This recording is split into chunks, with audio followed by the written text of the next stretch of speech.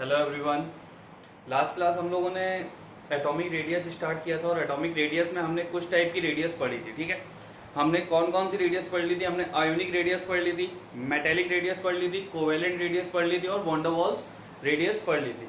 फिर मैंने आपको बताया था कि मेटेलिक, कोवेलेंट और वॉन्डरवॉल ये तीनों आपस में रिलेट कर सकती है, लेकिन जो आयोनिक रेडियस है वो बिल्कुल डिफरेंट होती है। तो उन तीनों का ट्रेंड भी हमने देखा था और वहाँ पे ट्रेंड थोड़ा सा मैंने गलत लिख दिया था। सबसे पहले उसको सही करना। आर, मतलब मैंने बोला सही था, बस साइन गलत था। R van der Waals is greater than R, ठीक है, metallic, and R metallic is greater than R covalent. तो ये था अपना रेडियस का ट्रेंड, जिसमें साइन थोड़ा सा उल्टा हो गया था। जो मैंने लास्ट क्लास में बनाया था उसमें ऐसा साइन हो गया था, ठीक है, तो साइन उल्टा हो गया था। बाकी आप लोग इसे करेक्ट करो। सबसे ज्यादा बड़ा साइज होता है वॉन्डरवॉल्स का, डायग्राम से ही क्लियर दिख रहा है। फिर होता है मेटेलिक, फिर होता है कोवेलेंट।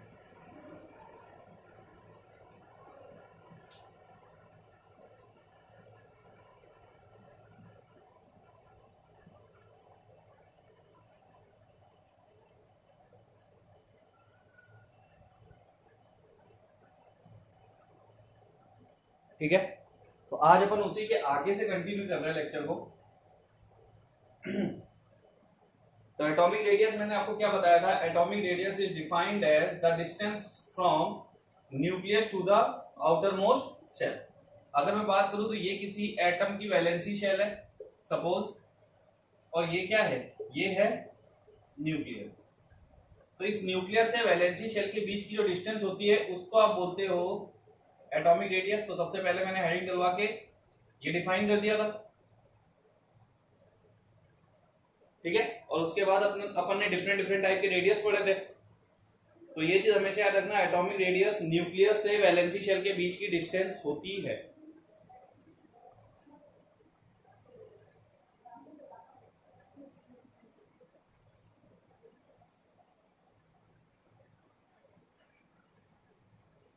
अब हम हेडिंग डालेंगे कि एटॉमिक रेडियस को कौन कौन से फैक्टर अफेक्ट करते हैं। Factors affecting atomic radius.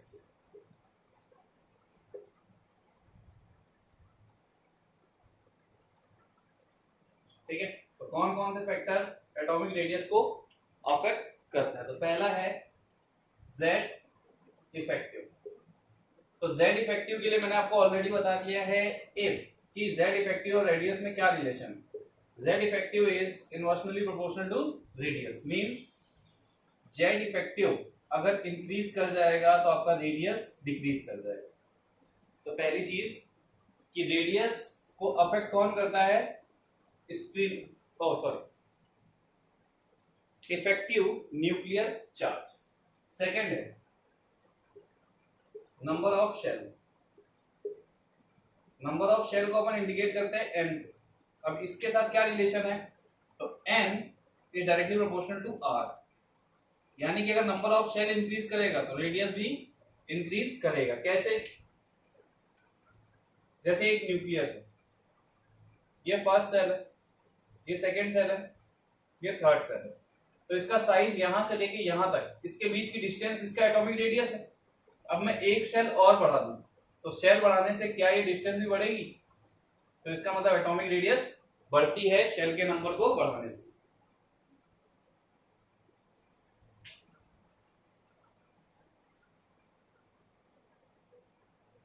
ठीक है,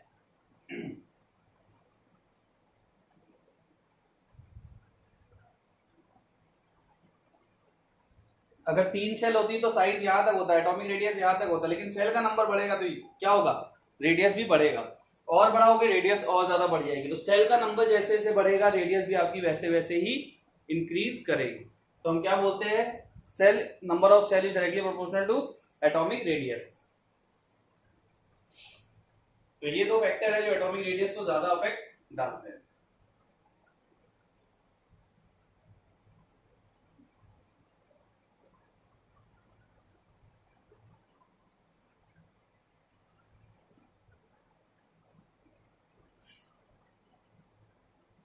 हम बात करते हैं पीरियोडिक ट्रेंड की। तो ये क्या होता है पहले मैं एक्सप्लेन कर दूंगा। Periodic trend of atomic radius.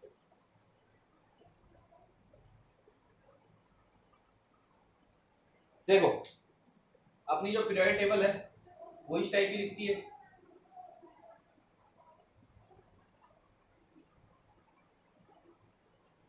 ये तो पीरियोडिक ट्रेंड का मतलब क्या होता है, पीरियोडिक ट्रेंड दो टाइप से देखते हैं अपन। अगर मैं इस साइड की बात करूं तो ये कौन सी साइड है, लेफ्ट, यानी जहां पे मेटल्स रखे हुए हैं वो लेफ्ट साइड होती है। और ये साइड कौन सी है, तो ये साइड है राइट, यानी जहां पे नॉन मेटल्स रखे हुए हैं वो साइड आपकी राइट है। ठीक है, इसका मतलब ये क्या हो गया, लेफ्ट में कौन से ब्लॉक होते हैं, एस ब्लॉक, और राइट में कौन से ब्लॉक होते हैं, पी ब्लॉक। तो हमारा जो ट्रेंड होता है वो कैसा होता है कि अगर हम पीरियोडिक टेबल में लेफ्ट से राइट मूव कर रहे हैं, यानी कि एस ब्लॉक से पी ब्लॉक की तरफ मूव कर रहे हैं, तो एटॉमिक रेडियस का जनरल ट्रेंड क्या बोलेगा, वो घटना चाहिए, बढ़ना चाहिए। तो ये होता है पीरियोडिक ट्रेंड, यानी कि लेफ्ट से राइट जाओ और टॉप टू बॉटम आओ, तो किसी चीज की प्रॉपर्टी में क्या चेंज आ रहा है उसको हम बोलते हैं पीरियोडिक ट्रेंड। तो पहला होता है लेफ्ट टू राइट, यानी लेफ्ट से राइट मूव करने पे क्या हो रहा है, और दूसरा होता है टॉप टू बॉटम। तो हर प्रॉपर्टी में अपन इन ट्रेंड्स को ऑब्जर्व करेंगे कि लेफ्ट से राइट जाने पे क्या ट्रेंड ऑब्जर्व हो रहा है और टॉप टू बॉटम आने पे क्या ट्रेंड ऑब्जर्व हो रहा है।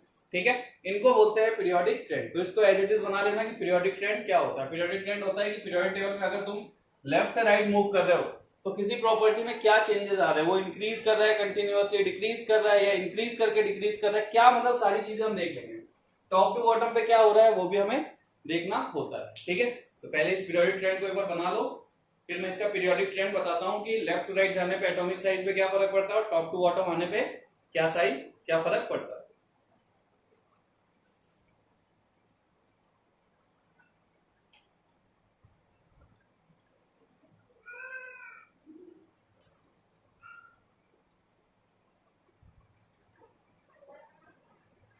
बना लिया, चलिए हम देखते हैं। दो टाइप के ट्रेंड होता है, लेफ्ट टू राइट और top to bottom.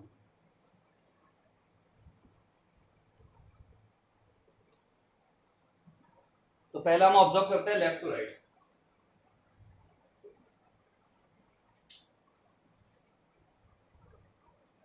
When we move left to right in periodic table,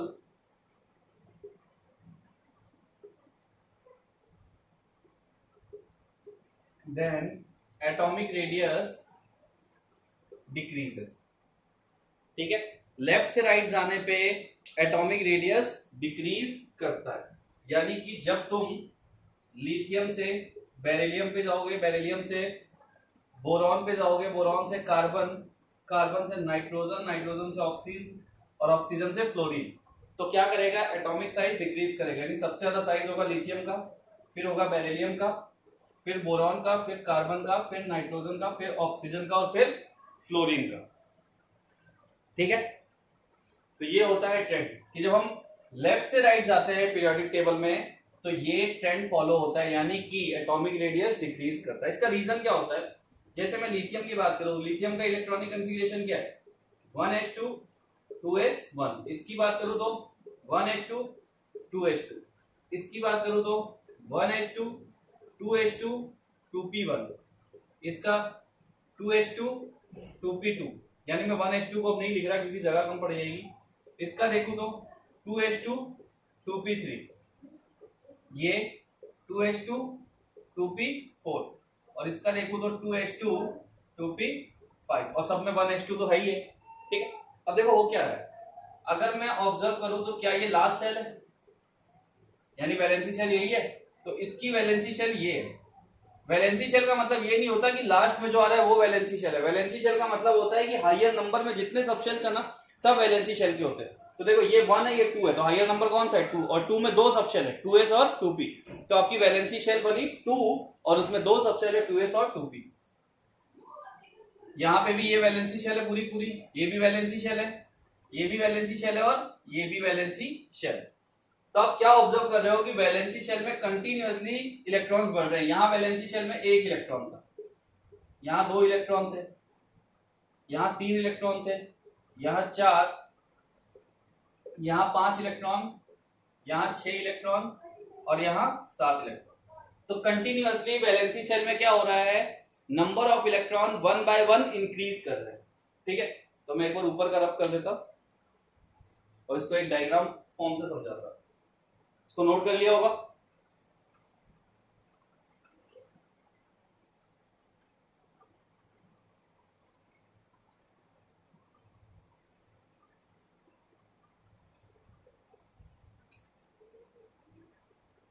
ठीक है, अब देखो होगा क्या, ये तो बात कर ली हमने। अब सपोज अगर मैं लिथियम की बात करूं तो लिथियम का ये है न्यूक्लियस, ये एक शेल और 2 शेल, इसके पास 2 ही शेल है। फर्स्ट शेल में 2 इलेक्ट्रॉन यानी ये 1s2 बन गया और 2s1 एक ही इलेक्ट्रॉन है। तो न्यूक्लियस यहाँ पे सिर्फ एक इलेक्ट्रॉन के साथ अट्रैक्शन दिखा रहा है। यहां आ जाओगे तो यही अट्रैक्शन 2 इलेक्ट्रॉन के साथ हो जाएगा, यानी अट्रैक्शन बढ़ा न्यूक्लियस का। तो न्यूक्लियस का अट्रैक्शन अगर वैलेंसी सेल पे बढ़ा तो साइज क्या होगा, कॉम्पैक्ट होगा। आगे जाओगे 3 इलेक्ट्रॉन है वैलेंसी शेल में, तो 3 इलेक्ट्रॉन न्यूक्लियस पे अट्रैक्शन लगाएंगे, या फिर ये बोलो न्यूक्लियस 3 इलेक्ट्रॉन को खींचेगा, नेगेटिव चार्ज पॉजिटिव चार्ज, तो साइज और छोटा होगा। और लास्ट में देखो तो 7 इलेक्ट्रॉन है, ये 1s हो गया, ये 2s हो गया। तो 1 2 3 4 5 6 7, अब 7 इलेक्ट्रॉन पे न्यूक्लियस अट्रैक्शन लगा रहा है, यानी ये अट्रैक्शन कितना ज्यादा स्ट्रांग होगा। अगर मैं इस वाले अट्रैक्शन और इस वाले अट्रैक्शन को कंपेयर करूं तो आपको साफ साफ दिख रहा होगा कि यहाँ पे 2 इलेक्ट्रॉन है, यहाँ पे 7 इलेक्ट्रॉन है, तो अट्रैक्शन बहुत ज्यादा होगा न्यूक्लियस का, यानी कि इलेक्ट्रॉन को जो खींच रहा है वो बहुत ज्यादा तेजी से खींच रहा है। यही रीजन होता है कि अट्रैक्शन ज्यादा होने पे, यानी इलेक्ट्रॉन 1 by 1 इंक्रीज कर रहे हैं, इसलिए न्यूक्लियस और वैलेंसी शेल के बीच का अट्रैक्शन भी इंक्रीज कर रहा है, और वो अट्रैक्शन इंक्रीज कर रहा है इसलिए एटम का साइज कॉम्पैक्ट होता जा रहा है, छोटा होता जा रहा है। अब देखो इसमें मैंने नोबल गैस नहीं लिया हुआ, तो वो यहाँ पे एक्सेप्शन है। क्यों एक्सेप्शन है वो मैं बताता हूं। तो ये चीज क्लियर हो गई कि लेफ्ट टू राइट जाने पे क्यों साइज डिक्रीज करता है, क्योंकि वैलेंसी सेल में 1 by 1 इलेक्ट्रॉन इंक्रीज करते हैं और उसकी वजह से न्यूक्लियस का अट्रैक्शन भी इंक्रीज करता है। तो न्यूक्लियस ज्यादा इलेक्ट्रॉन को अट्रैक्ट कर रहा होता है, दैट्स व्हाई उसका साइज छोटा होता चला जाता है जब हम इधर से इधर की तरफ मूव करते हैं। तो सबसे बड़ा साइज किसका है, लिथियम का, यानी कि ये सारे के सारे सेकेंड पीरियड के एलिमेंट है, और सारे के सारों में साइज क्या होगा, सबसे बड़ा लिथियम और सबसे छोटा फ्लोरीन, जिसमें नोबल गैस नहीं है।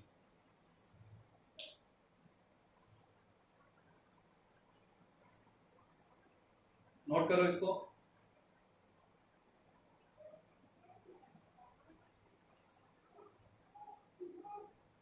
तो रीजन तुम खुद से दे सकते हो इसमें, when we move left to right number of electrons in valency shell, या फिर लिख लो when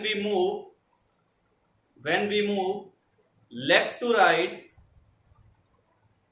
when we move left to right in periodic table, when we move left to right in periodic table, number of electrons in valency shell increases 1 by 1,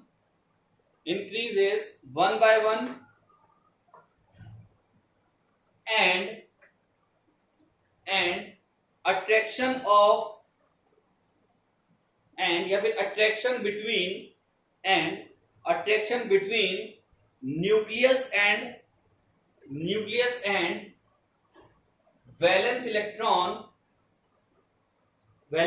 का मतलब क्या होता है, जो valency shell में पड़े रहते हैं, nucleus between attraction between nucleus and valence electron is also increases. तो दोनों चीज इंक्रीज कर रही है। वैलेंसी शेल में एक एक इलेक्ट्रॉन कंटिन्यूअस इंक्रीज करते जा रहे हैं और न्यूक्लियस का उन पे अट्रैक्शन भी इंक्रीज करता जा रहा है। That's why left to right जाने पे साइज डिक्रीज करता है या फिर रेडियस डिक्रीज करती है।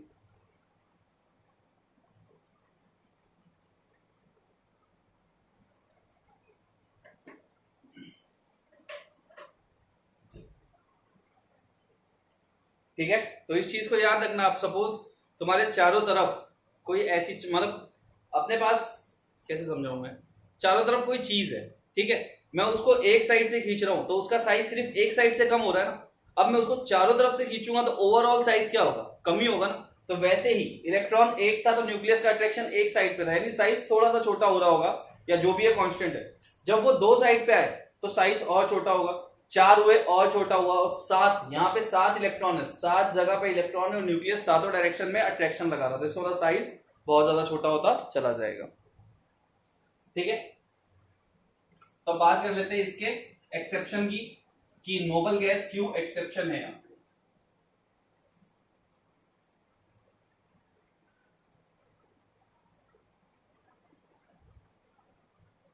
तो लेफ्ट से राइट के ट्रेंड में सिर्फ एक एक्सेप्शन है, एक्सेप्ट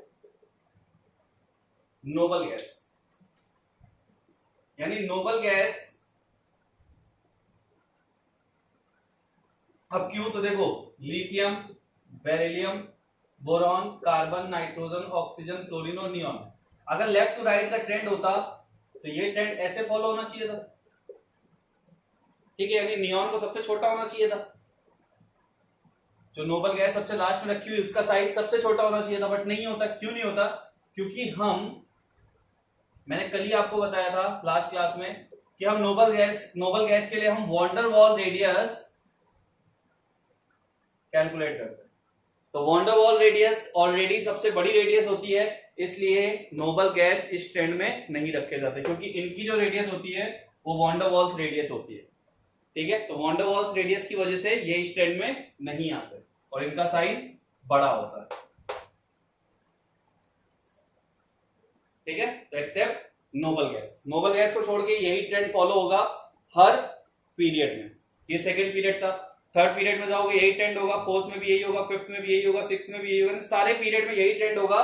सिर्फ नोबल गैस को आप छोड़ दोगे, नोबल गैस का साइज सबसे बड़ा निकल जाएगा। क्यों, क्योंकि उसका साइज जो होता है, उसकी जो रेडियस होती है वो वॉन्डर वॉल्स रेडियस होती है, और मैंने आपको लास्ट क्लास में बताया था कि वॉन्डर वॉल्स रेडियस सबसे बड़ी रेडियस कंसीडर की जाती है।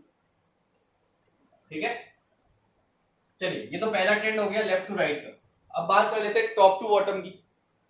तो सेकंड जो ट्रेंड होता है वो होता है trend number 2, top to bottom की। तो सेकंड क्या है, when we move top to bottom atomic radius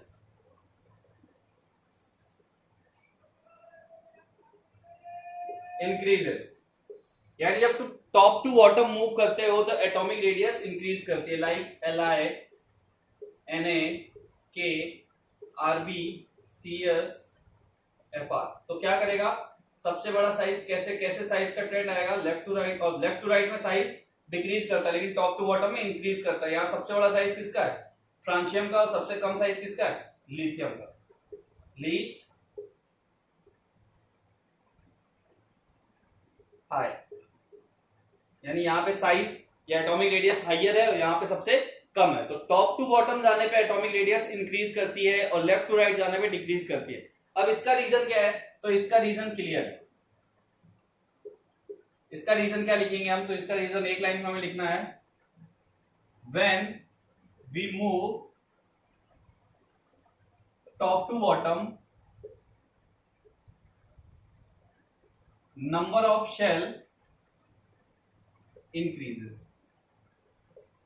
ठीक है, एक चीज याद रखना, ये है 3, ये है 11, ये है 90।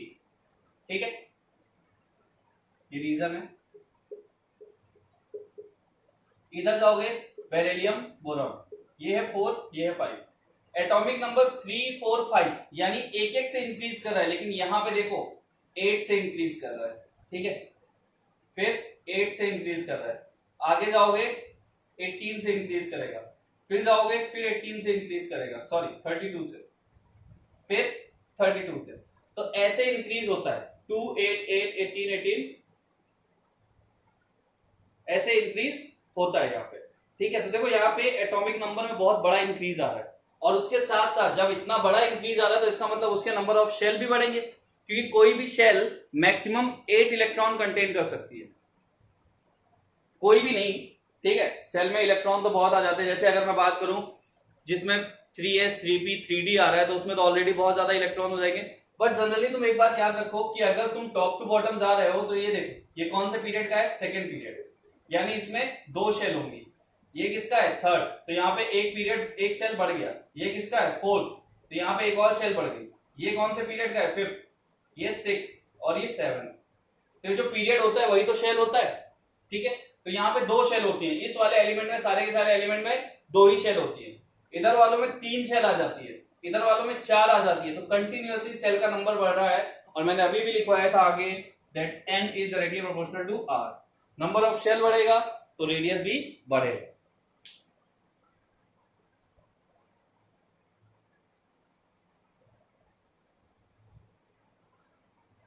इसमें बच्चों को एक डाउट आता है, लाइक फ्लोरीन है, फ्लोरीन के नीचे क्लोरीन है, तो बच्चे बोलते हैं सर फ्लोरीन में भी वैलेंसी सेल में 7 इलेक्ट्रॉन होते हैं और क्लोरीन में भी 7 इलेक्ट्रॉन होते हैं, तो अट्रैक्शन तो न्यूक्लियस का बराबर ही होगा ना।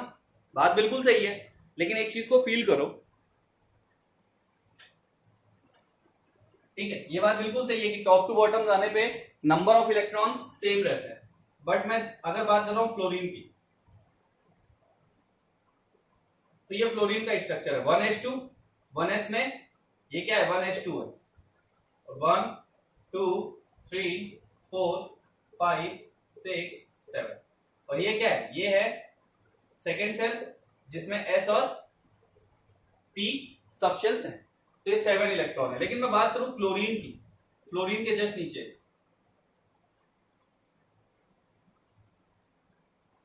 तो इसमें कितने हैं 1s2, इसमें कितने हैं,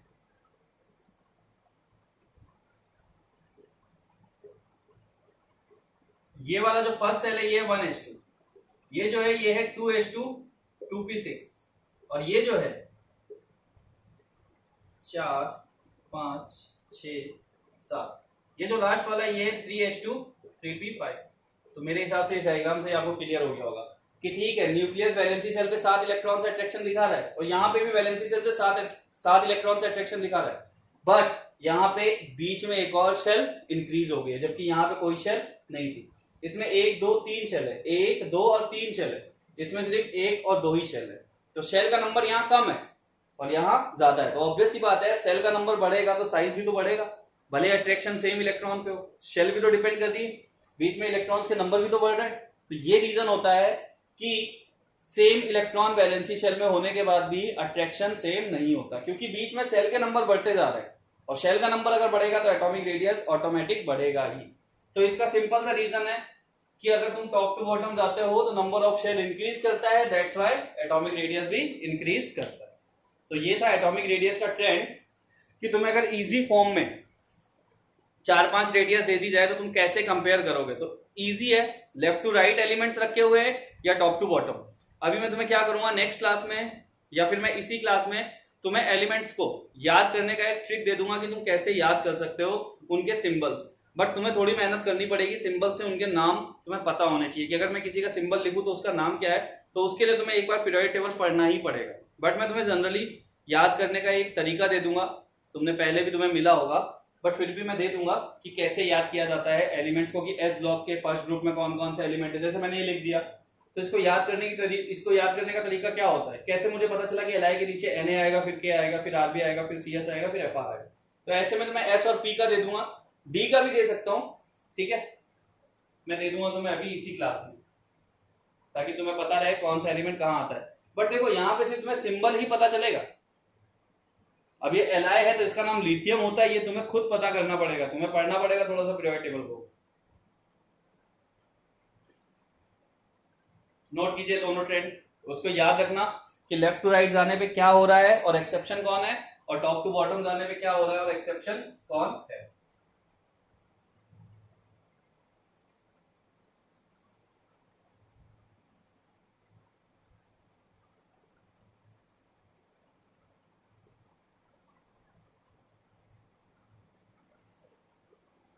अगर टॉप टू बॉटम की बात करो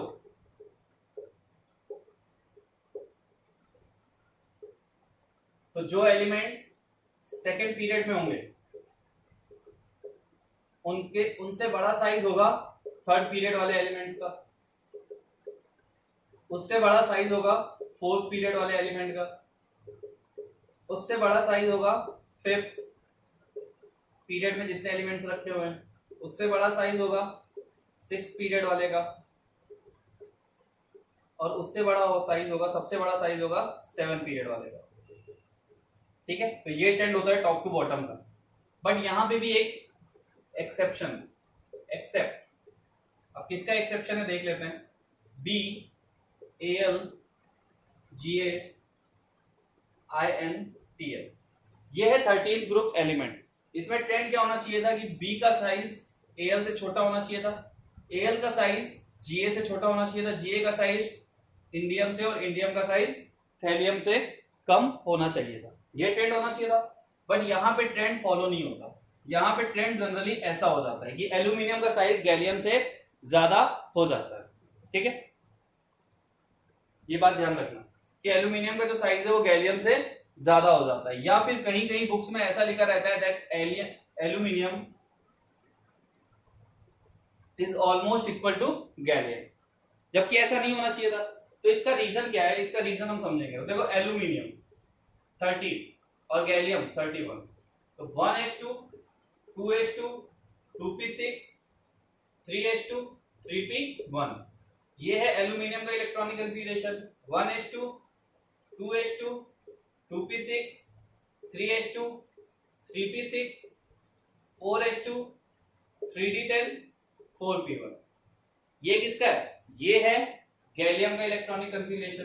तो देखो लास्ट इलेक्ट्रॉन इसमें 3p1 में ज्यादा है, इसमें 4p1 में ज्यादा है। ठीक है, सही बात है, लेकिन इसमें क्या कोई डी ब्लॉक एलिमेंट दिख रहा है, इसमें कहीं डी सबशेल दिख रही है, नहीं दिख रही, बट यहाँ पे डी सबशेल भी है। तो डी सबशेल के होने की वजह से, ठीक है, डी सबशेल के होने की वजह से इसका जेड इफेक्टिव जो होता है, यानी कि जो इसका जेड इफेक्टिव है वो क्या हो जाता है, बढ़ जाता है। ठीक है, अब जेड इफेक्टिव अगर बढ़ गया, सॉरी जेड इफेक्टिव कम हो जाता है।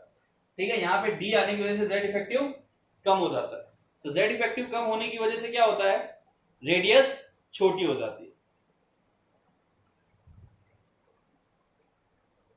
चलो इस चीज को थोड़ा सा, इसको पहले लिख लो, मैं इसको और अच्छे से एक्सप्लेन करता कि क्यों रीजन आ रहा है कि एल्यूमिनियम का साइज गैलियम से बड़ा है। सीधा सीधा अगर एक लाइन में आंसर तुम्हें देना है तो तुम बोल सकते हो ड्यू टू स्क्रीनिंग इफेक्ट। ठीक है, स्क्रीनिंग इफेक्ट की वजह से ये ट्रेंड फॉलो हो जाता है। तो ये एक एक्सेप्शन है, और देखो जब भी केमिस्ट्री में कोई एक्सेप्शन आएगा तो उसको याद करना ही हमारे लिए इंपॉर्टेंट होता है, उसको याद रखो, वो सबसे बेटर ऑप्शन होता है। तो ये चीज याद रखना कि एल्यूमिनियम और गैलियम, और उधर लेफ्ट टू राइट में नोबल गैस, इसको तुम एज इट इज याद रख लो कि भाई इसका ये होता है और ये इसमें एक्सेप्शन बन जाता है।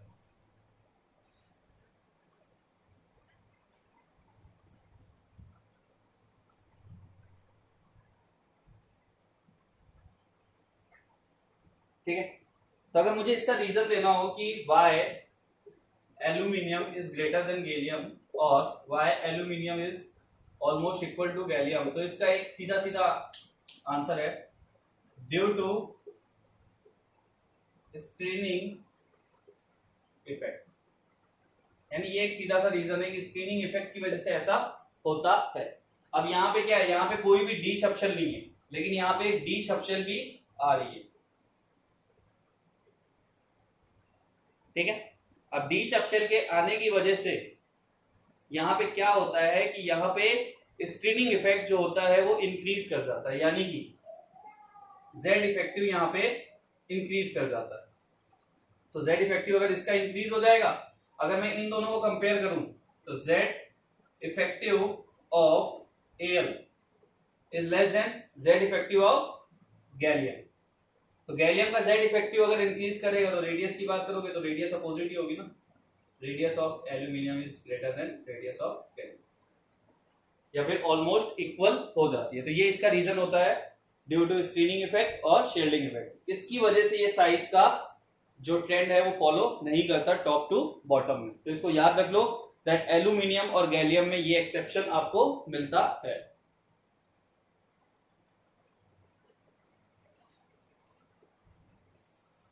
अब ऐसा जरूरी नहीं कि एल्यूमिनियम और गैलियम में मिल रहा है तो इसके बाद कार्बन और सिलिकॉन में भी मिलेगा, ये कोई फैक्टर नहीं होता। वैसे भी ये प्रैक्टिकल डाटा होता है, ठीक है। इन सब के रेडियस को ऑलरेडी कैलकुलेट किया गया है। और पहली चीज जो एटॉमिक साइज होता है वो परफेक्ट कैलकुलेट नहीं किया जा सकता। एटॉमिक साइज कभी भी परफेक्टली कैलकुलेट नहीं किया जा सकता, इस चीज को हमेशा याद रखना।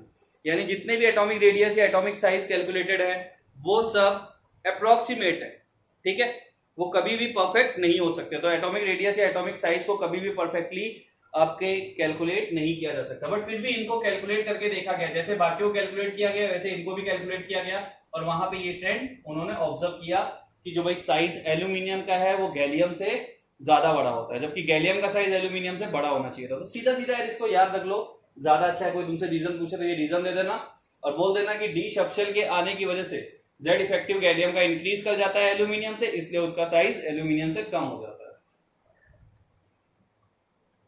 ठीक है। तो ये थे हमारे पीरियोडिक ट्रेंड। अब एक चीज और याद रखो कि जो लेफ्ट टू राइट और टॉप टू बॉटम जो हम पढ़ते हैं ये जनरली S ब्लॉक और P ब्लॉक पे एकदम वैलिड होते हैं, D और F पे ये वैलिड नहीं होते। D और F का ट्रेंड हमेशा इनसे अलग चलता है, ठीक है।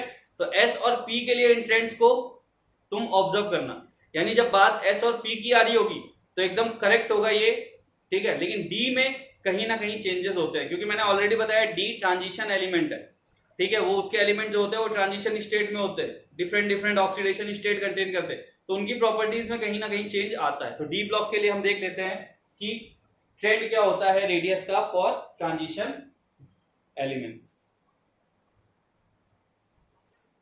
तो इसके बाद भी अगर मैं कोई प्रॉपर्टी पढ़ाऊं और बोलूं टॉप टू बॉटम ये फॉलो कर रही है, लेफ्ट टू राइट ये फॉलो कर रही है, तो तुम समझ जाना कि वो generally S block and P block पे परफेक्ट वैलिड होती है। यानी एस ब्लॉक और पी ब्लॉक पे वही ट्रेंड होते हैं जो मैंने लिखा है लेफ्ट टू राइट और टॉप टू बॉटम, ये ट्रेंड बिल्कुल परफेक्ट काम करते हैं, बाकी किसी पे नहीं करते। अब ये लेफ्ट टू राइट और टॉप टू बॉटम, या देखो ये एक नया कॉन्सेप्ट है, ठीक है, ये ट्रेंड है। तो ट्रेंड का मतलब क्या होता है, जैसे मान लो मैं 10 लड़के खड़े कर दूं, पहला लड़का ये खड़ा है, दूसरा ये खड़ा है, तीसरा ये खड़ा है, चौथा ये खड़ा है, पांचवा ये खड़ा है, छठा ये खड़ा है, सातवां ये खड़ा है, आठवां ये खड़ा है, नौवां ये है और 10वां ये, ठीक है। ये हवा में नहीं है, सारे के सारे जमीन पे है। अब ये लड़का है, तो मैं अगर यहां से देखूं तो ये क्या मैं क्या बोलूंगा, क्या ट्रेंड फॉलो कर रहे हैं कि मैंने 1 से लेके 10 तक जो लड़के खड़े किए हैं उनकी हाइट कंटिन्यूअसली इंक्रीजिंग ऑर्डर में, यानी फर्स्ट वाले की हाइट सबसे छोटी है, उससे ज्यादा सेकंड वाले की, उससे ज्यादा थर्ड वाले की, उससे ज्यादा फोर्थ। तो ये होता है एक ट्रेंड कि तुम्हें एक डायरेक्शन में पर्टिकुलर जा रहे हो तो क्या चेंजेस आ रहा है, कोई बड़ा हो रहा है, छोटा हो रहा है, क्या हो रहा है, तो उससे हम बोलते हैं पीरियोडिक ट्रेंड। तो पीरियोडिक ट्रेंड जो नया कॉन्सेप्ट है उसको याद रखो कि ये प्रॉपर एक प्रॉपर्टी को एक डायरेक्शन में डिफाइन करता है कि इधर से इधर जाने पे एक्चुअल में प्रॉपर्टी क्या हो रही है और वही चीज फॉलो होती है। और ये जो ट्रेंड है वो एस ब्लॉक और पी ब्लॉक के लिए ही वैलिड होता है, डी ब्लॉक और एफ ब्लॉक के लिए वैलिड नहीं होता, वहां पे चेंजेस आते हैं। तो उसके लिए हम अलग अलग पढ़ेंगे जो भी चेंजेस होंगे, ठीक है। भाई देखो एटॉमिक साइज और एटॉमिक रेडियस बुक में बहुत छोटा सा देके डिफाइन कर देता है, ट्रेंड बोल के डिफाइन कर देता है, एक्सेप्शंस वो डिफाइन करता है, लेकिन हमें इसे अच्छे से ऑब्जर्व करना है कि क्या क्या होता है। तो हम बात करते हैं trend for D block elements.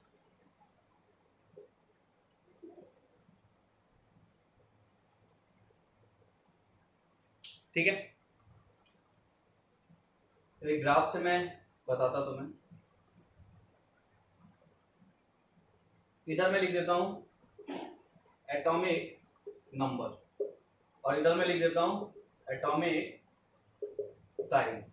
तो देखो जो डी ब्लॉक एलिमेंट्स का ट्रेंड होता है ना वो कैसा होता है, वो कुछ ऐसा होता है,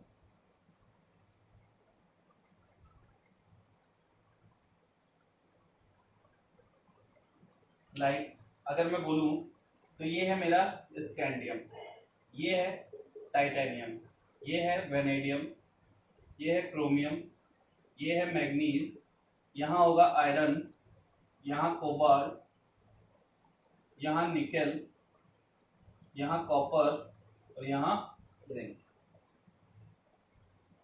ठीक है, ये ट्रेंड फॉलो होता है, यानी कि when we move left to right, अब तुम्हें पता है डी ब्लॉक एलिमेंट और एफ ब्लॉक एलिमेंट को हम टॉप टू बॉटम तो पढ़ते नहीं है, वो तो सिर्फ लेफ्ट और राइट ही पढ़े जाते हैं, लेफ्ट टू राइट। मैंने ये बात बहुत पहले बता दी थी कि एस और पी की प्रॉपर्टी टॉप टू बॉटम पे हम पढ़ते हैं, यानी उनकी property top to bottom same होती है, लेकिन डी और एफ की प्रॉपर्टी लेफ्ट टू राइट यानी कि हॉरिजॉन्टली सेम होती है, या फिर हम उनको हॉरिजॉन्टली पढ़ते हैं।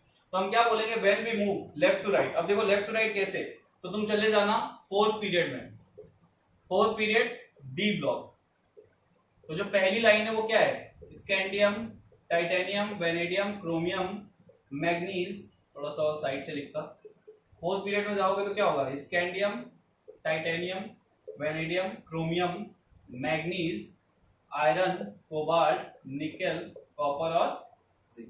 तो ट्रेंड क्या होता है, ट्रेंड होता है कि पहले तो टॉप, पहले तो क्या करता है, लेफ्ट टू राइट जाने पे साइज इंक्रीज करता है क्रोमियम तक, ठीक है, मैग्नीज तक इंक्रीज करता है। मैग्नीज के बाद Fe और कोबाल्ट, इनका साइज लगभग सेम होता है, ठीक है। यहां से देखो टॉप टू बॉटम जा रहे हो, पहले साइज क्या कर रहा है, डिक्रीज कर रहा है, सॉरी सॉरी सॉरी फिर से साइन गलत हो गया।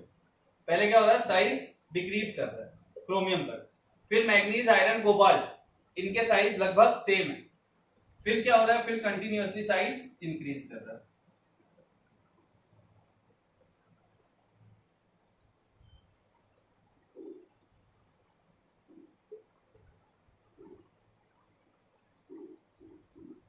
ठीक है, तो ये ट्रेंड फॉलो होता है डी ब्लॉक एलिमेंट्स में, ठीक है। तो इस चीज को याद रखना कि डी ब्लॉक, अगर मैं इसको लिखवा भी देता हूं अभी कैसे इस ट्रेंड को बोलेंगे, तो इस ट्रेंड को अगर हम लिखना चाहें तो क्या लिखेंगे, यहां पे लिख लो ये ट्रेंड क्या है, when we move left to right atomic radius first decreases, then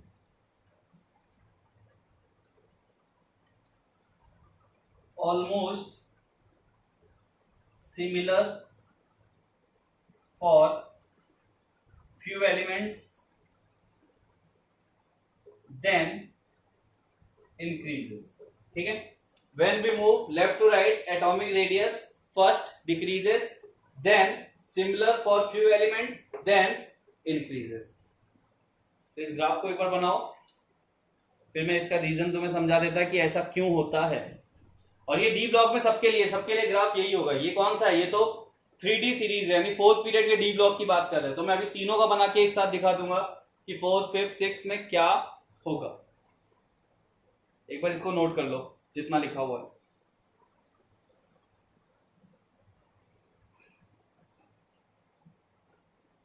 ठीक है, अगर मैं तुम्हें इस वैल्यू को थोड़ा सा कंपेयर करके दिखा दूं तो इस वाले ऑर्डर की मैं वैल्यू लिख देता हूं, तुम्हें अपने आप क्लियर हो जाएगा। ठीक है, अगर मैं बात करूं स्कैंडियम, तो स्कैंडियम का जो एटॉमिक साइज होता है 1.44 होता है, टाइटेनियम का 1.32, फिर 1.22, 1.18, 1.17, 1.17, ये होता है करीब 1.16, ये होता है 1.15 और ये होता है 1.25। तो देखो यहां पे क्या हो रहा है, रेडियस की वैल्यू बढ़ रही है, फिर ऑलमोस्ट सिमिलर आ रही है और फिर इंक्रीज कर रही है। तो ये जनरली ट्रेंड है, वैल्यू के साथ कंपेयर कर लो कि स्टार्टिंग में डिक्रीज कर रही है, फिर लगभग सिमिलर होगी। इस ये डायग्राम देखो, ग्राफ जो है ना,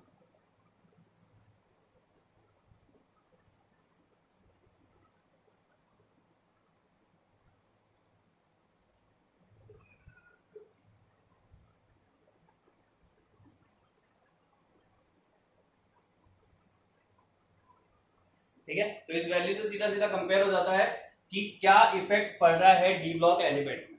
अब इसका रीजन क्या होता है, अगर इसके रीजन पे हम जाएं तो देखो, स्कैंडियम से मैग्नीज तक, स्कैंडियम से मैग्नीज तक जब तुम जा रहे हो तो यहां पे क्या है, यहां पे जेड इफेक्टिव जो तुम्हारा है, Z effective is more than shielding effect. तो यहां पे जेड इफेक्टिव क्या है तुम्हारा, शील्डिंग इफेक्ट से ज्यादा है। तो इसलिए क्या हो रहा है, ट्रेंड में कोई चेंज नहीं आ रहा है, कंटिन्यूअसली डिक्रीज करता जा रहा है। यहां पे जो तुम्हारा है, इनका जेड इफेक्टिव लगभग सेम हो जाता है, ठीक है, इनका इफेक्टिव न्यूक्लियर चार्ज लगभग सेम हो जाता है। और यहां से जैसे ही तुम आगे जाते हो कॉपर और जिंक के साइड, तो यहां पे जेड इफेक्टिव जो होता है is less than shielding effect. तो यहां पे क्या हो जाता है, इनका शील्डिंग इफेक्ट से इफेक्टिव न्यूक्लियर चार्ज थोड़ा सा कम हो जाता है, या फिर आप बोल लो कि इनके कंपैरिजन में यहां पे जेड इफेक्टिव कम हो जाता है, इसलिए साइज जो होता है वो कॉन्टिन्यूअस इंक्रीज कर जाता है, क्योंकि आप सब जानते हो Z effective is inversely proportional to radius. तो ये एक जनरल ट्रेंड होता है डी ब्लॉक एलिमेंट्स के लिए, ठीक है, जिसे आपको याद रखना। यहां पे देखो वैल्यू कितनी सेम है, 1.17, 1.17, 1.16, 1.15, फिर 1.17, यानी यहां से लेके यहां तक वैल्यू लगभग सेम है, इतनी वैल्यूज लगभग सेम है, 1 2 3 4 5, यानी 1 2 3 4 और 5, यहां तक वैल्यू लगभग सेम है, फिर एकदम से 1.25 हो जाती है, ठीक है, ये चीज याद रखना। बट निकल के कंपैरिजन में ये वैल्यू बड़ी हो जाती है और इनके तो इक्वल होती है। तो एक ग्राफ कुछ ऐसे ही प्लॉटेड होता है, बुक्स वगैरह में प्लॉट नहीं होगा, आपके जो मॉड्यूल होगा वहां प्लॉट नहीं होगा, वहां थ्योरेटिकल फॉर्म में होगा, बट यहाँ पे ग्राफ तुम्हें इसीलिए बना के दे दिया कि ग्राफ तुम्हें याद रहेगा कैसा ग्राफ होता है। अब एक चीज मैं तुम्हें बताता, यहां से हटा देता, मैं थोड़ा एक्सप्लेन करता कि भाई होता क्या है, ठीक है, इसको भी देखेंगे अपन।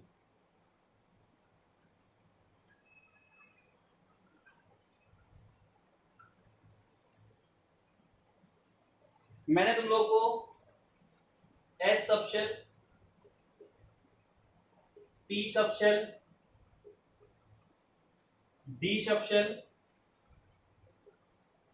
और एफ सबशेल के बारे में एटॉमिक स्ट्रक्चर में पढ़ाया था, यानी इनके शेप के बारे में बताया था कि जो एस होता है वो स्फेरिकल होता है, उस, ठीक है, पी जो होता है वो डंबल होता है, डी जो होता है वो डबल डंबल होता है, और एफ जो होता है उसको हम प्रेडिक्ट नहीं कर पाते, उसका स्ट्रक्चर बहुत टिपिकल होता है, तो उसको हम प्रेडिक्ट नहीं कर पाते, ये होता है, ठीक है। अब यहां पे देखो, अगर मैं सबशेल के साइज की बात करूं तो सबशेल का साइज कैसा है, एस सबशेल का साइज कम होता है पी सबशेल से, पी का डी से कम होता है,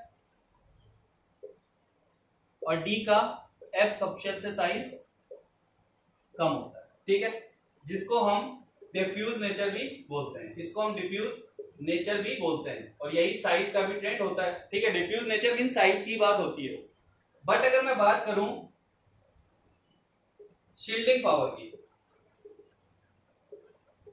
तो साइज जितना बड़ा शील्डिंग पावर उतनी कम, तो शील्डिंग पावर का ट्रेंड चेंज हो जाता है, एस की शील्डिंग पावर सबसे ज्यादा होती है, फिर पी सबशेल से ज्यादा, पी सबशेल की ज्यादा होती है डी सबशेल से, और डी सबशेल की ज्यादा होती है एफ सबशेल से, ये ऑर्डर हो जाता है शील्डिंग पावर का। तो इस ऑर्डर को एक बार याद रखना कि जो साइज का ऑर्डर है सबशेल्स का वो ये है, सबसे बड़ा साइज एफ सबशेल का होता है, फिर डी का होता है, फिर पी का होता है, फिर एस का होता है। शील्डिंग पावर सबसे ज्यादा एस की होती है, पी की होती है, डी की होती है, एफ की होती है। कैसे, इसे मैं एक्सप्लेन कर देता 2 सेकेंड में, ठीक है, देखो कैसे।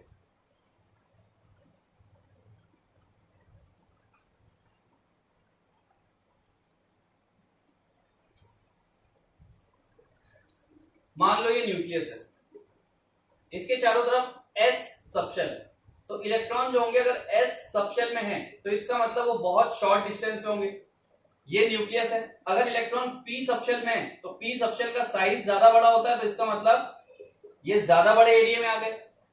बात करूं डी सबशेल की, तो डी सबशेल का साइज और ज्यादा बड़ा होता है, तो इसका मतलब इलेक्ट्रॉन ज्यादा एरिया में कवर कर रहे हैं न्यूक्लियस को, ठीक है। और बात करूं एफ सबशेल की, तो एफ सबशेल का साइज सबसे बड़ा होता है, इसका मतलब इलेक्ट्रॉन बहुत ज्यादा एरिया में है, ठीक है। तो ये चीज है, ये हो गया एच सबशेल के लिए।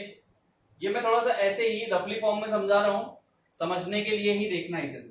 ये डी हो गया और ये एफ हो गया। अब देखो, अगर एच सबशेल की बात करें तो इलेक्ट्रॉन न्यूक्लियस के बहुत पास पास होते हैं, विच मीन्स कि यहाँ पे जो आपका शील्डिंग पावर होगा वो बहुत ज्यादा होगा, यानी इसको शील्ड करके बहुत कम एरिया में रखा हुआ है इलेक्ट्रॉन ने, तो यहाँ पे शील्डिंग पावर बहुत ज्यादा होगी। इलेक्ट्रॉन बहुत पास पास है न्यूक्लियस के, तो शील्डिंग पावर ऑटोमेटिक बहुत ज्यादा हो जाएगी।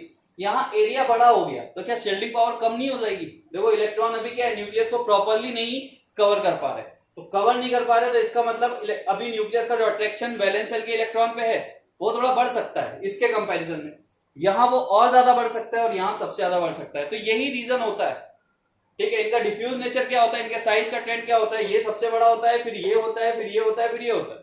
लेकिन शील्डिंग की बात करो तो शील्डिंग सबसे ज्यादा एच सबशेल वाले ही दिखाते हैं। तो यही रीजन होता है कि जहां डी और एफ इंट्रोड्यूस हो जाते हैं वहां साइज का थोड़ा बहुत चेंजेस आने लग जाता है, एटम के साइज का, ठीक है। और ये सबशेल के साइज की बात हो रही है। तो होप आपको यहां से क्लियर हो गया होगा कैसे शील्डिंग पावर एस की ज्यादा है पी से, पी की ज्यादा है डी से और डी की ज्यादा है एफ से, ठीक है। तो हम डी ब्लॉक का एक बार ट्रेंड वापस से बना लेते हैं, क्या ट्रेंड होता है।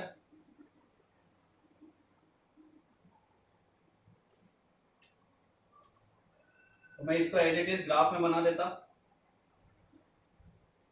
ठीक है। ये क्या है, ये है एटॉमिक नंबर और यहां पे होगा एटॉमिक साइज। तो अभी हमने पहला ग्राफ प्लॉट किया था, वो ग्राफ कैसा आ रहा था, यानी मैं इसको कर्व के फॉर्म में बनाऊं तो कर्व कैसा आएगा,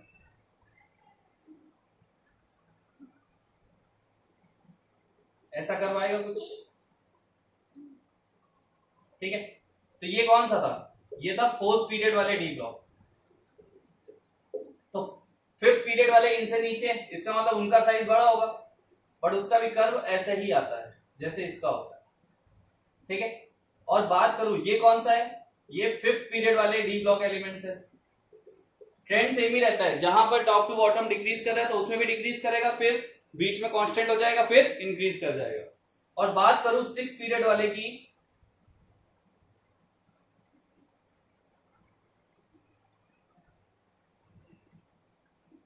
तो उसका जो साइज होता है वो 5D वाले के सेम ही होता है,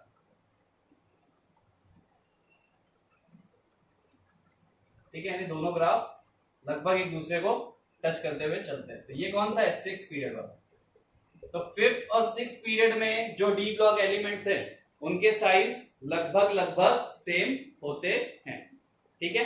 तो ये ट्रेंड फॉलो होता है किसके लिए, डी ब्लॉक के लिए। जो फोर्थ डी ब्लॉक वाले हैं वो तो छोटे होंगे 5 और 6 से, लेकिन 5 और 6 वाले fifth period and six period D block elements लगभग सेम होते हैं। तो ये जनरल ट्रेंड हो जाता है उनका, ठीक है। इसका रीजन होता है लेंथेनॉइड कॉन्ट्रैक्शन। तो लेंथेनॉइड कॉन्ट्रैक्शन मैं आपको नेक्स्ट क्लास में बताऊंगा, क्योंकि उसके लिए एक्सप्लेनेशन बहुत ज्यादा चाहिए, तो वो अच्छे से एक्सप्लेन कर दूंगा मैं आपको नेक्स्ट क्लास में। बट जनरल ट्रेंड आपका जो एटॉमिक साइज का है वो यही होता है। तो इसे आप एज इट इज याद रखो कि भाई डी ब्लॉक में ये ट्रेंड चल रहा है, पहले डिक्रीज फिर कांस्टेंट फिर इंक्रीज। और जो कौन से डी ब्लॉक में जो फिफ्थ पीरियड और सिक्स पीरियड में रखते हैं उनके साइज लगभग सेम होते हैं, ठीक है। तो ये थी आज आपकी क्लास एटॉमिक रेडियस पे। नेक्स्ट क्लास जो मैं लूंगा उसमें आपको नेक्स्ट प्रॉपर्टीज से मैं सारी चीजें बताऊंगा। ये ग्राफ प्लॉट कर लेना। अब आप लोगों को इतना तो समझ में आता होगा कि भाई फोर्थ पीरियड के डी ब्लॉक की बात कर रहा हूं तो कौन सा एलिमेंट्स है, फिफ्थ पीरियड के डी ब्लॉक की बात कर रहा हूं तो ये याद देखो, ये कॉमन सेंस वाली चीज है। अभी बच्चे नहीं हो तुम कि मैं तुम्हें जाके एक एक एलिमेंट लिखा के बताऊं, तो वहां पे पीरियोडिक टेबल में मैंने तुम्हें पीरियड और ग्रुप्स पढ़ना ऑलरेडी सिखा दिया है, तो वहां से जाके एक बार चेक कर लेना कि मैं किसकी बात कर रहा हूं। अगर इसका कहीं भी एक अच्छा सा ग्राफ होगा, प्रॉपर ग्राफ होगा, तो मैं बना के देता, उसकी फोटो तुम्हें खींच के ग्रुप पे डाल दूंगा।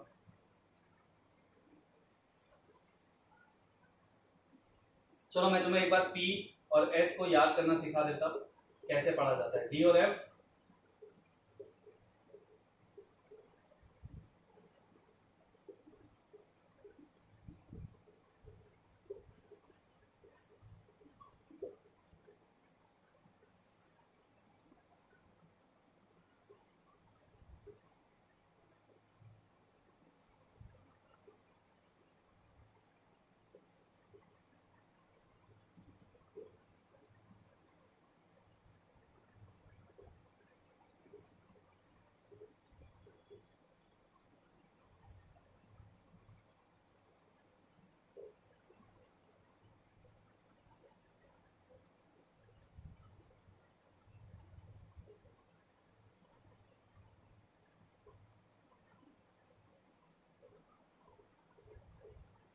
जैसे मैंने 2 सेकंड में एस और पी के सारे एलिमेंट्स लिख दिए, वैसे तुम भी लिख लोगे अगर तुम इसे याद कर लो।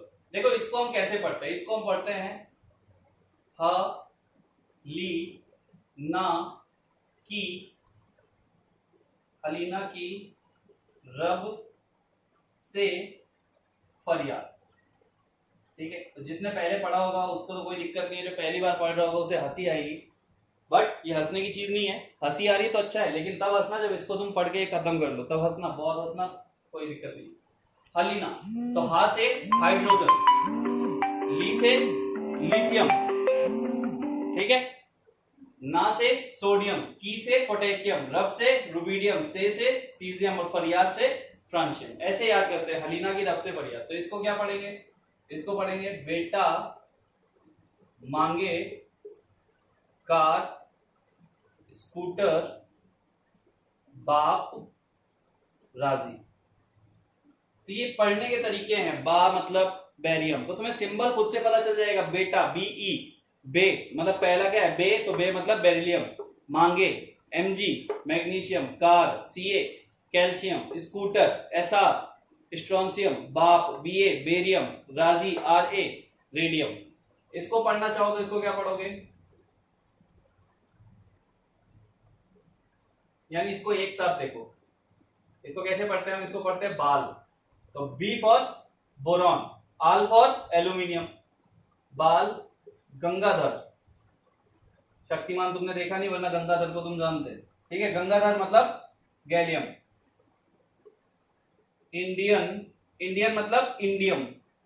तिलक, तिलक मतलब टीएल, टीएल मतलब थैलियम। इसको कैसे पढ़ेंगे, तो फिर से इसको देखो, ये साथ में काशी, का मतलब कार्बन, सी मतलब सिलिकॉन, गए, गए मतलब जर्मेनियम, सनकी, सनकी होता है ना पागल लोग, सनकी मतलब टिन, पंडित, पंडित मतलब लेड, पीबी।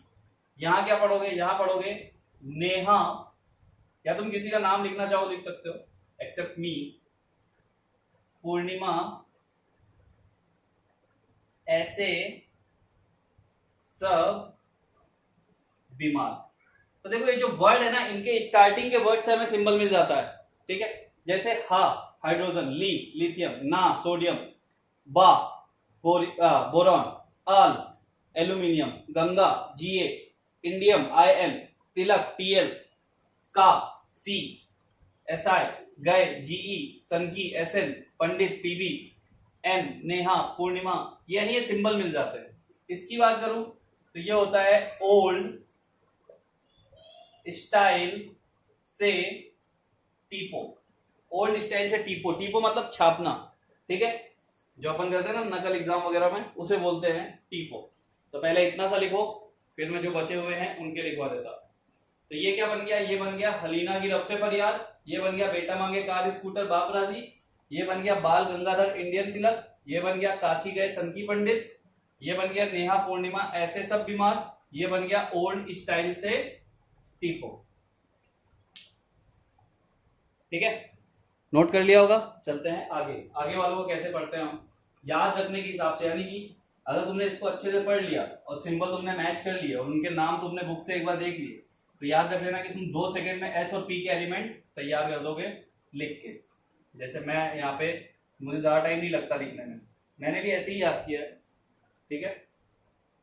अब देखो इसको पढ़ूं तो FCl, तो इसको क्या पढ़ेंगे अपन, फर्स्ट क्लास बिरयानी, तो ये तो तुम्हारा फेवरेट हो जाएगा, ठीक है, इन अमरावती, फर्स्ट क्लास बिरयानी इन अमरावती। तो फर्स्ट मतलब F फ्लोरीन, क्लास मतलब Cl क्लोरीन, बिरयानी मतलब Br ब्रोमीन, In मतलब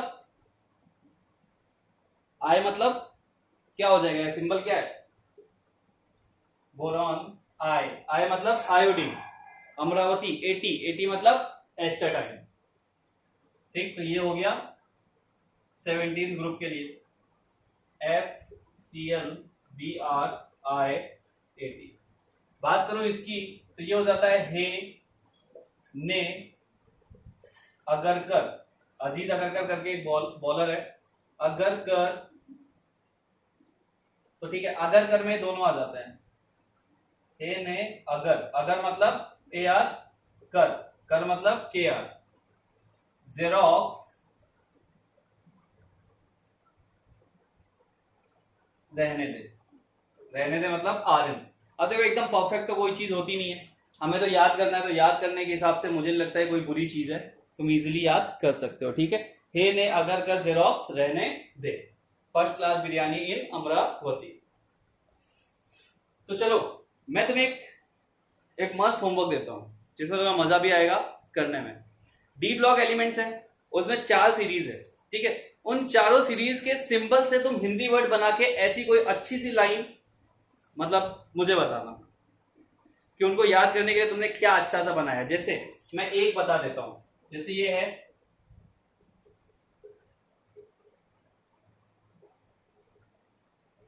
तो पूरी पीरियोडिक टेबल तुम्हें याद हो जाएगी विद इन 2 मिनट्स, यानी पूरी पीरियोडिक टेबल में एक एक एलिमेंट को तुम रख पाओगे अगर तुमने इस टाइप से शॉर्ट फॉर्म बना के उसे याद करने की कोशिश कर ली तो। चलो इसको देखते हैं, तो इसको मैं क्या पढ़ूंगा, साइंस टीचर वेरी क्रूएल, ये साइंस मतलब फिजिक्स और बायो वालों की बात हो रही है, मांगे फीस कोई नहीं, कॉपर और जिंक, कोई नहीं क्यों जाने, ठीक है। तो ये मैंने एक ट्रेंड बना दिया, साइंस टीचर वेरी क्रूएल, मांगे फीस कोई नहीं क्यों जाने, जिससे हम इजीली याद कर सकते हैं। साइंस मतलब स्कैंडियम, टीचर मतलब टाइटेनियम, वेरी का वी मतलब वेनेडियम, क्रूएल मतलब Cr क्रोमियम, मांगे मतलब Mn मैग्नीज, फीस मतलब आयरन, कोई कोबाल्ट, नहीं नहीं मतलब निकेल, क्यों Cu कॉपर, जाने जिंक। तो ऐसे ही जो इसके बाद लाइन आ रही है एट्रियम वाली, और उसके नीचे जो लाइन है 3 लाइन और होंगी यहाँ पे, उनको आप लोग, उनके लिए आप लोग ट्रेंड बना के इस टाइप से कुछ भी अच्छा सा सेंटेंस बना के मुझे देना जिसका अच्छा लगेगा। तो जब हम मिलेंगे तो उसको मेरी तरफ से एक मस्त चॉकलेट ही खिलाऊंगा, और तो क्या मस्त, मतलब BMW और मर्सिडीज थोड़ी ना है, मेरे पास ही नहीं है, तुम्हें कहां से दिया, ठीक है। तो ये तुम्हारा होमवर्क है, बड़ा प्यारा सा होमवर्क है, करके आना। और जितना मैंने आज तुम्हें बताया है एटॉमिक साइज का ट्रेंड, उसको अच्छे से ऑब्जर्व कर लेना और उसको एज इट इज लर्न कर लेना कि ऐसा ट्रेंड होता है, ठीक है। तो भाई ये होमवर्क बहुत इंटरेस्टिंग है, देखते हैं कौन कौन एक्साइटेड होता है। पहली बात तो मुश्किल से 10-15 बच्चे आज का वीडियो देखेंगे, तो चलो 10-15 ही बना देना, और जो बाकी 1-1.5 महीने बाद जब यहाँ पहुंचेंगे तब वो बोलेंगे अरे यार होमवर्क मिस कर दिया। चलो भाई ठीक है, इतना काम करके रखना, कल नहीं, अब मेरी क्लास सीधी होगी थर्सडे को, Thursday Friday Saturday, Monday Thursday Friday Saturday मेरा टाइम टेबल है। तो मंडे थर्सडे फ्राइडे सैटरडे ही मेरी क्लास आएंगी, बीच में आप लोग डिस्टर्ब मत किया करो, सर केमिस्ट्री क्लास, वीक में 4 दिन है तो 4 दिन में दूंगा। हाँ कभी कदार ऐसा हो जाता है कोई लेक्चर नहीं आ रहा है, तुम्हारे पास एक लेक्चर आया मैथ्स का, दूसरा नहीं आ रहा, तो मैं पोस्ट कर दूंगा, बट मैं मेरे टाइम टेबल के अकॉर्डिंग चलूंगा, तो उसी हिसाब से आप लोग देखना थोड़ा सा, ठीक है। चलिए बाय बाय, टेक केयर।